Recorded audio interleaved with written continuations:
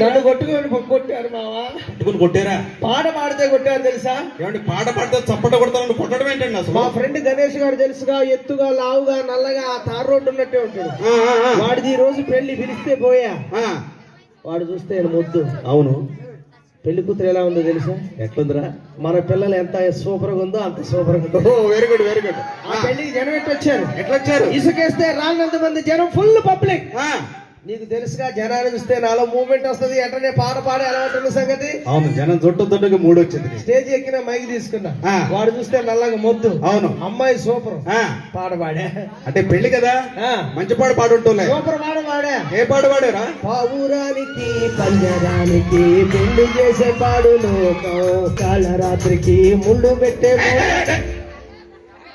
వాళ్ళు ఏదైనా శుభాన్ని పెళ్లి చేసుకుంటే పెదిరానికి పెందిరానికి అంటే ఊరుకుంటారు జనం. ఎందుకు ఊరుకున్నారు? వాళ్ళు కొడితేనే ఈ దెబ్బలు. ఇక్కడేం చూసిను, ఒక శవయాత్రలో నన్ను కొట్టడా. అక్కడికి ఎందుకు పోయినా? నేను పోలే, బస్సు దిగినా రోడ్డు మీద ఇలా పోతున్నా, ఎదురుగా శవం, శవం వెనకనే జనం, ర్యాలీ తీసినట్టే ఉంది. మూడు వచ్చిందా జనం చూడటంతో? దగ్గరకు పోయి శవయాత్రలో కూడా పాట పాడా. అక్కడేం పాడేవారు శవం దగ్గర? లే లే లే లే లే లే రాజా.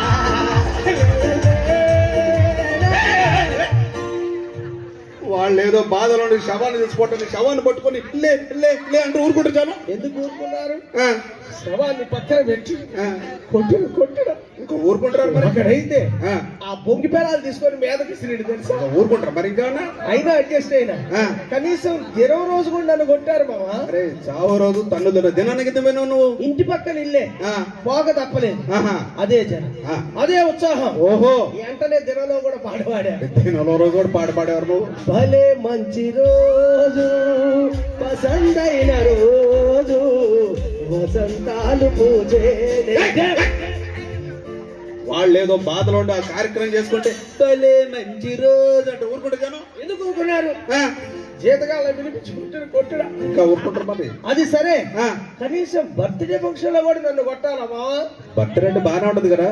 మా ఊర్లో కోటేశ్వరుడు కొడుక్కి కొడుకు పుట్టిండు. ఓకే, వీడికి మనవడు లేక పుట్టిండని ఫస్ట్ బర్త్డే. Okay okay. ఈ జిల్లాలో ఉన్న ప్రముఖులందరినీ పిలిచారు.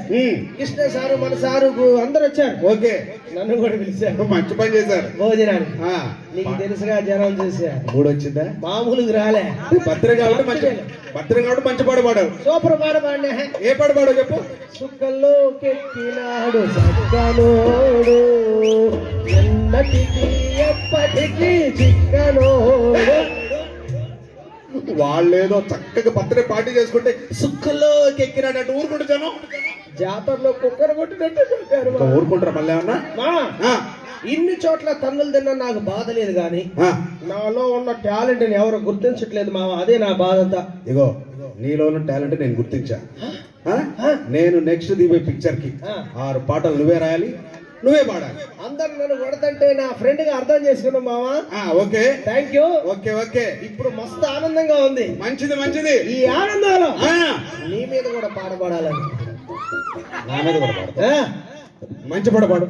మొత్తం వినాలి మరి. పాడు, మధ్యలో రావద్దు. పాడు.